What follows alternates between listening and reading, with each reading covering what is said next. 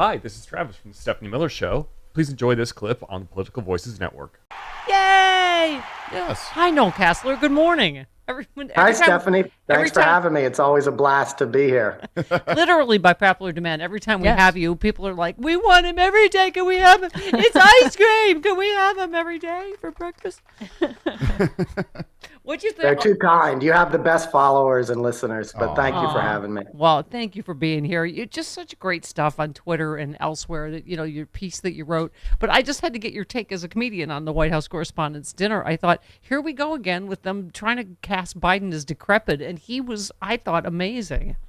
I completely agree with you. I thought it was excellent. I'm a big fan of Roy Wood Jr. And, I thought Biden had a great set basically, right? It was a comedy set. And he's got a great sense of humor, which says a lot about a man. Yeah. You know? Yeah, exactly. I mean, wasn't that the thing you always said about Trump? He literally has no sense of humor. He just... Absolutely. And you know what impressed me the most? Roy had a couple pointed comments, right? Broken promises, referring to new oil drilling and stuff. Right. And they cut to Biden when those jokes were made. And those are incredibly sensitive political topics at the moment. And he laughed. He smiled. He took it as a man with humility, which is a real good sign in a person's character. Well, take a listen to this one, Noel. We were talking about how we loved how Biden went right at age and laughed at it with everybody else. This is Roy Wood. I look around this room and I see people that are hardworking. Many of you, I don't even think you should be working that hard. We should be inspired by the events in France. They rioted when the retirement age went up 2 years to 64. They rioted because they didn't want to work till 64. Meanwhile, in America, we have an 80-year-old man begging us for 4 more years of work. I just thought he went right at it, and I love how he turned the Dark Brandon meme, on its ear. Yeah, absolutely, with the shades and everything, and Biden's an honest guy. Like, he's a good guy. He knows he's old, but he also feels like the man for the moment. And he knows that. I think he believes he's the best option we have. And I concur. I love the, when people post side-by-side pictures of him and Trump, like, speaking of fitness for office. I mean, Trump is so odd. First of all, he's only 3.5 years younger. Right. Someone did the actual math, right? I mean, and he is clearly a slob that's in like horrible shape. And so it's just, I don't see how that's really going to be something they can use. Do you? No, I don't think it'll be an effective tool against him at all. I mean, it's a talking point, right? It gets a lot of press. Yeah, in a perfect world, Biden would be 50 years old, but he's not. And we're not in a perfect world. We're in an actually pretty precarious situation. And Biden's a guy with the experience. He's been working in D.C. as long as I've been alive. Right? He first got elected in 1973 or something like that. So, I made a comment on Twitter last week, like, Paul McCartney's 80 years old. You're not going to turn down tickets in 2 years if next year, if somebody's like, hey, you want to go see Paul McCartney? You'd be like, yeah. Yeah, Mick Jagger, too. Yeah. They're still touring, I know. Harrison Ford, right? You're all going to buy tickets to go see Harrison Ford. I believe he's 80. Yeah, he's got a new Indiana Jones coming out this summer. Yeah. Absolutely. Well, Willie Nelson. 90. I mean, this is why people love you, because you don't go the behind-the-scenes stuff from The Apprentice. And you said, I'm going to tell MAGA a secret. Trump didn't make it down to the Oval Office every day until noon. They called it executive time. What it was Adderall-induced infirmity. He was unmanageable on Celebrity Apprentice and required a manservant, Schiller, to change his effing diaper. I mean, it just that they're using, age or infirmity really is hilarious. You said the girdled, heel-wearing, spray-tan, comb-overed freak couldn't make it to work until 12, and he lived upstairs. Stop with your President Biden is old crap. Trump lives in a retirement village in Palm Beach and needs folks to still call him Mr. President while he plays DJ in the ballroom. I mean, he is sort of a pathetic figure, isn't he? Absolutely. And I used to do a bit about that in my live show. It's like, that's a true story. Like, they called it executive time, and most days he didn't get to the Oval Office until noon. Like, you have the most important job in the world, right? You should be the first guy behind your desk, given the weight of that responsibility. And the guy would be sitting upstairs watching Fox and Friends, putting on his makeup, before he would show up. And look, he was dysfunctional in 2008. 2007, he would cancel a lot of days on set because he was just incapable of filming. He's an unmanageable person at best. He's dysfunctional at worst, and he's never taken care of himself. Biden's out there riding bicycle every weekend in Delaware, and taking rest. And I want to make one more point.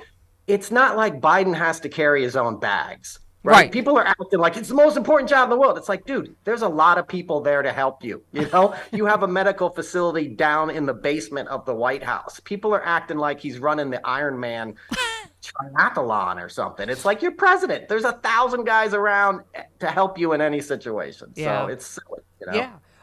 Let's talk about you. I loved. I was saying how Roy Wood went after Clarence Thomas in particular, but you had a lot on Twitter to say about it. You said Supreme Court is turning into a hedge fund. They should move to Westport. Harlan Crow already flies Clarence up to Connecticut on the reg. I mean, it's the corruption has just gotten so blatant that now you're like, oh well, now of course John Roberts won't even come talk about it because now he's implicated along with his wife, right? Absolutely. And that's more dangerous almost than anything else we're facing, right? Because it's 9 people that are deciding the fate of all of us, essentially, when it comes to legal matters. And that Clarence Thomas thing is not just a joke. There were 2 flights in that Politico, or ProPublica rather, article that broke the Harlan Crow story where he was flown up to Connecticut and nobody knows why. The third flight they were able to track down, Clarence came over to Westchester to the dedication of a statue that Harlan Crow had paid for some kind of religious figure or something. So, they're extremists and they have an extreme amount of money, these billionaires, and they're buying these venal judges. And the justices are like, we're above the law. And that's the opposite of what we're putting them on the bench to be. Yeah. You tweeted Chief Justice Roberts was like, SCOTUS will not be held accountable, and we must not be ever, as we are obviously filled with spurious vermin. One look at Kavanaugh's wife's face told me all I needed to know back in 2018. This confirms it. I know exactly what you mean, right? The look on her face. 100%. 100%. And like, we had Jeff Flake pretending to do an investigation and all this, and we learned last week that they didn't really do an investigation. One of the guys who wrote a letter, that was put into the official record worked for the Federalist Society, and he tried to blame a second incident that happened at Yale on somebody else who was actually in high school at the time. It's like almost a clown show of a cover-up, but there was nobody holding them accountable during the Trump administration. Yep. You tweeted 25% of all gun sales in the USA are now assault-type weapons. That's not a peaceable kingdom. We're living in a war zone. And, we have this latest tragedy in Texas. And I just, your piece, Murder on Main Street, which, by the way, noelcasler.substack.com, some great stuff. You just said a country that is stupid enough to elevate Donald Trump and Elon Musk starts to feel like it deserves them both. Chaos agents and idiot provocateurs with an outside influence on American life as bullets ricochet off bodies and walls on a daily basis. We're living an extended nightmare and forgetting we the people have the choice to do something about it. If you continue to vote for Republicans, you'll get more dead kids and environmental calamity. That's not a hyperbole. It's a statistical fact. Jody's mom, Carol Burnett's 90th birthday special was this week, and we were talking about how people all said like she united people, just like Willie Nelson, who also turned 90 this week. But I don't know what your thoughts are on how we unite with this Republican Party. I have Republicans in my family. I don't know how to make common cause. What are your thoughts on that?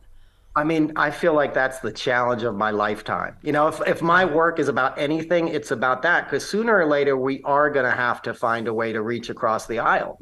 Later today, I'm going to see a buddy of mine who I went to high school with, whose kid is playing baseball in my town. And this guy grew up, Reagan era, working class, middle class conservatism in the suburbs, is a gun owner. But I talked to him last year and he's like, yeah, I think there should be some regulations. I don't think everybody should have a gun. So, a point I went on to make in that Substack was like, there's 400 million guns in circulation now, right? 25% of them are all assault rifles, thanks again to the Supreme Court and the Heller decision not long ago. It was 1.3% when Clinton enacted the assault weapons ban, right? So what happens in 20 years when people my age that are basically hoarding weapons at this point and assault rifles have a house full of weapons, and they're 80 years old. They're 85 years old. They start having dementia and confusion, and they've been ingesting this vitriol for 20 or 30 years. It's going to be a nightmare scenario, as we're already seeing in the case in Kansas, in upstate New York.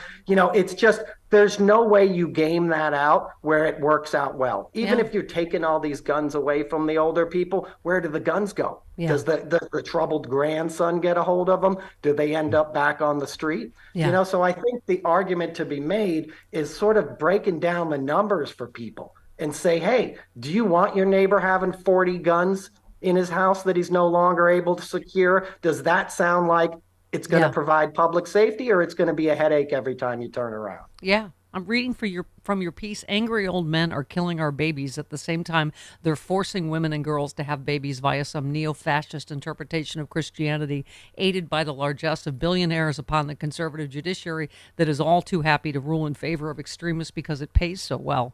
I mean, that is a terrifying paragraph right there, but dead on. You just said a nation with more guns than people has as one of the two major political parties relying on divisiveness, outright racism, and rancor to further the grift of their corrupt leaders who achieve cult-like followings based on fear and their own criminality. I started the show, Noel, by reading someone's, I think it was Tom Nichols' tweet about if the media, all of us, treat this as just another presidential election, if it's Trump again, it is like we're already lost. Yeah. Go ahead. No, well said. That's exactly right. It's not another, not just another inauguration. That's why my argument against the Biden age thing is like, well, who else are you going to get at this point? The guy's been on the job and he's been successful for 2 years, and he has the temperament to fight back against not normal policy issues. This isn't conservatism versus liberalism. This is like people who don't have your best interest in heart. And we're already seeing the breakdown in our society from their rhetoric and vitriol. A guy in upstate New York outside of Albany shot a beautiful 20-year-old girl who was in a car turning around in his driveway. Yeah. And he walked out on his porch and emptied his shotgun into the vehicle after they were turning around. She won't live, She's done. She's gone from this earth because somebody felt like it was their right. They lived in so much fear that they thought their only way to protect themselves from another human being was to own a gun and shoot at them. And that's what we see in Texas writ large, right? Yeah. This machismo guns thing. And I'd love to make a point about that if you would indulge me. Yeah, I loved your one line about, I remember growing up in a time when you could ask for directions without getting shot. Yeah. I mean, just the fact that you think, like, are we that old that we're just like, oh my God, could you please not shoot at night because we have a baby sleeping? Would usually be met with, oh, okay. And in this case, he murdered 5 of them, including an 8-year-old, right? Absolutely. And it's like, and that's Texas, where they're pro-gun. There's no regulations. Anybody can have an assault rifle. And when I read about that article, one of the local papers had interviewed people in that neighborhood, which is a working class, kind of lower income neighborhood, or an hour north of Houston, right? And the resident said there's always gunfire at night. People are getting drunk, shooting off their guns every night. We call the cops. They don't do anything about it. That's a result of Texas's policy towards guns. I guarantee you in River Oaks, outside of Houston, where all the wealthy people live, where I have family, they're not shooting off guns in everybody's backyard every night, right? And if they do, the cops are going to come and do something about it. So another byproduct of the Republicans' policy is how they're making sort of lower income people bear the brunt of their policies, right? The rich are protected. Like, nobody's going to come to your McMansion and probably do that, right? So I think that's another, element of this that has racial and socioeconomic overtones that need to be addressed, because it's hurting your average Texan for the benefit of your wealthiest Texans. Republicans say they won't cut Social Security, Medicare, or Medicaid. But can honest, hard-working middle-class Americans really believe what these politicians say? Republicans said they wouldn't overturn Roe v. Wade. Here's what Supreme Court Justices Gorsuch, Kavanaugh, and Coney Barrett said during their Senate confirmation hearings. Roe v. Wade is a precedent of the United States Supreme Court. A good judge will consider it as precedent of the United States Supreme Court. Roe v. Wade. It's settled as a precedent of the Supreme Court. Roe is not a super precedent, but that doesn't mean that Roe should be overruled. Well, we saw how that turned out. They played us for fools. Tell your elected officials to keep their hands off of our Social Security and healthcare benefits.